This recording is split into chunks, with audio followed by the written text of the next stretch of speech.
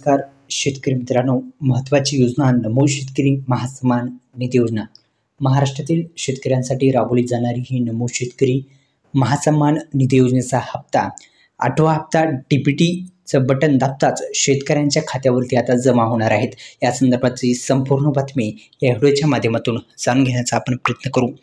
नमो शेतकरी महासन्मान निधी योजना ही महाराष्ट्रातील शेतकऱ्यांसाठी अत्यंत महत्त्वाची आहे आणि महाराष्ट्रातील शेतकऱ्यांसाठी राबवली जाणारी ही योजना आतापर्यंत शेतकऱ्यांच्या खात्यामध्ये माझ्या मते ते 7वा हप्ता देण्यात आलेला आहे आणि 8वा हप्ता हा शेतकऱ्यांच्या खात्यामध्ये आता येणार आहे.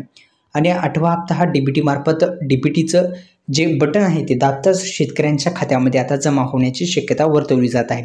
आता नेमका हप्ता कोणकोणत्या शेतकरी बांधवांना मिळणार काय आहे संपूर्ण बातमी जाणून घेण्यापूर्वी पुन्हा एकदा विनंती आहे, आपल्याला 50+ बिझनेस आयडियाची परिपूर्ण माहिती पाहिजे असेल तर चॅनलच्या बायोवरती जायचं आहे.